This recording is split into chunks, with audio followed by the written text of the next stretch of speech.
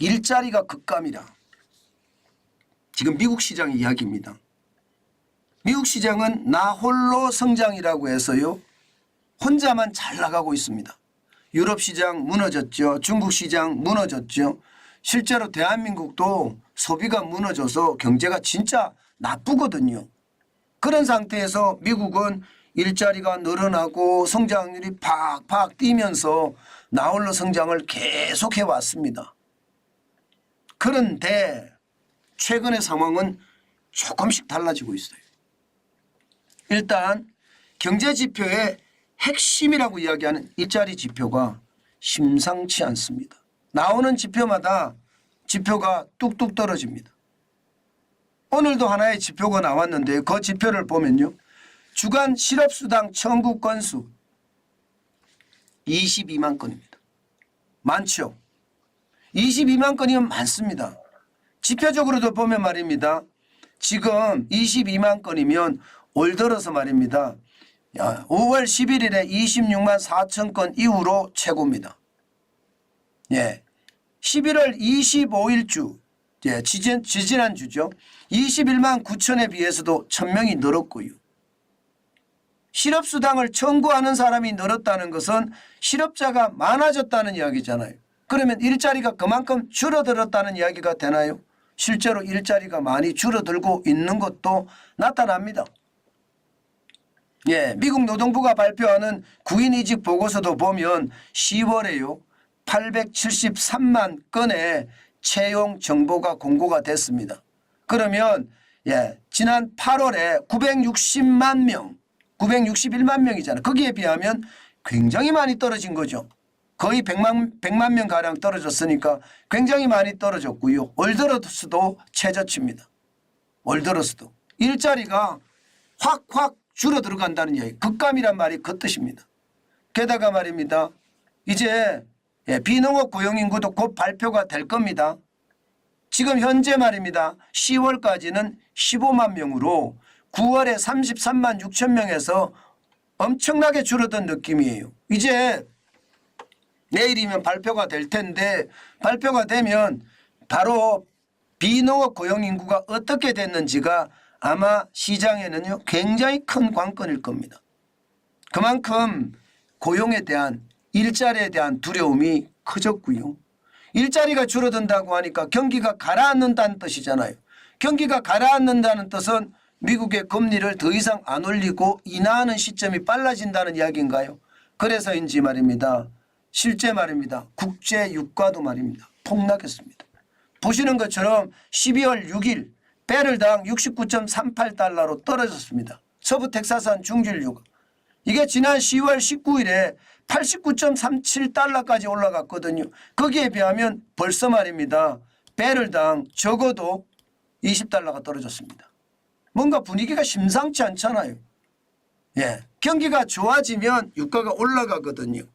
게다가 중동에서 전쟁이 벌어지고 있는데도 불구하고 69.38달러까지 떨어졌다는 것은요. 경기가 그만큼 나빠지고 있다. 이런 얘기로 저는 확신할 수 있다고 봅니다. 그러니까 금리 자체도 말입니다. 내릴 수밖에 없는 게 지금 미국의 입장이거든요. 그런데도 불구하고 말입니다. 그런데도 불구하고 시장은 날랐어요. 오늘. 야, 나스닥 종합지수 기술주가 1.37% 날랐고요. 예, 193.28이 올라서 14,339.99로 마감했습니다. 기술주는 아무래도 이자에 민감합니다. 은행에서 돈을 많이 빌려 쓰기 때문에 이자에 민감합니다. 그러니까 이자가 떨어진다 하니까 이게 올라간 것 같은데 올라가도 말입니다. 며칠 지지부진하게 떨어지더니 한꺼번에 훅 오른 느낌이에요. 그죠? 여기에다가 대형주 중심의 S&P 500 지수도 0.8% 올랐습니다. 36.25가 올라서요. 4,585.59로 마감했습니다. 4,600이 보입니다. 4,600이 보여요. 그 정도로 말입니다. 대형주 중심의 S&P 500도 올라갔고요.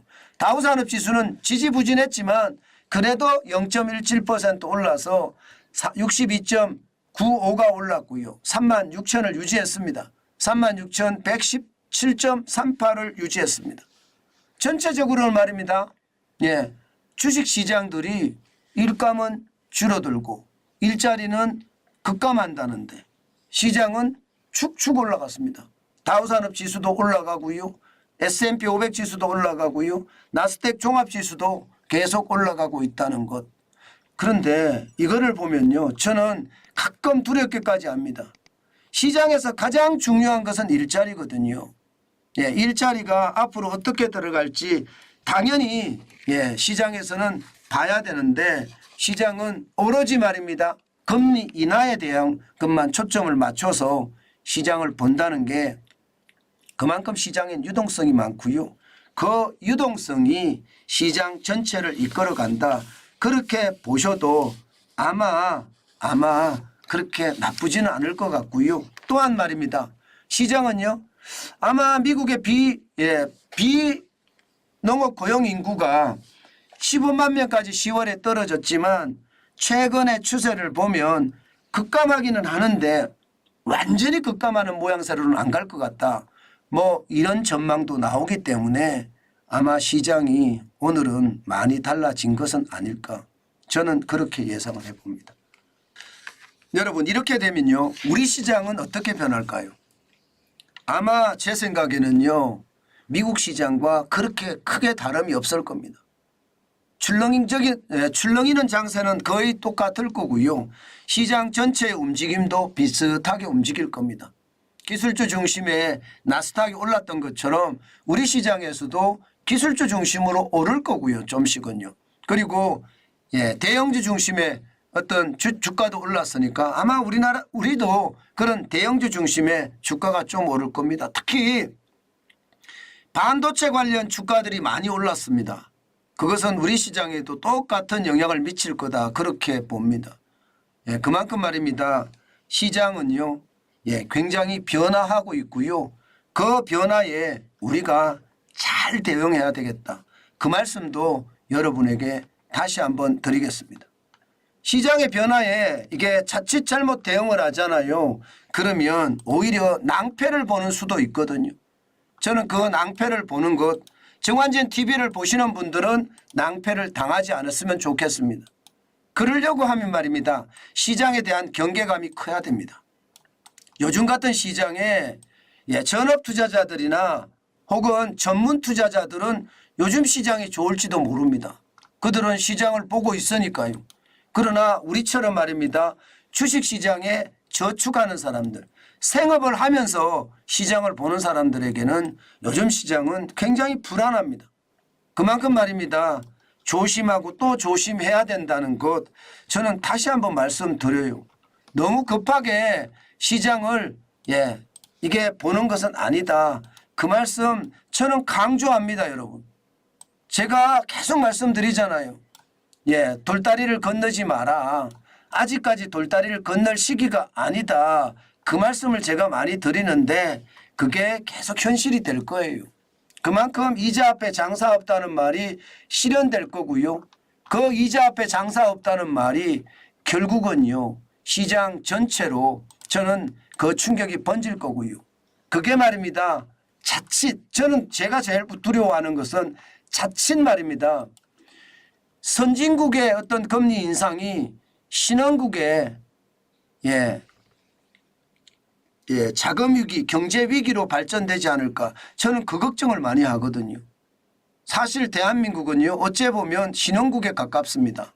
선진국이라고 이야기하지만 투자자들 입장에서는 이머징 마켓이거든요. 이머징 마켓이라는 것은 이게 신흥국 시장이나 다름없다는 이야기니까 늘 말입니다. 경계감을 가지고 대응하셔야 됩니다.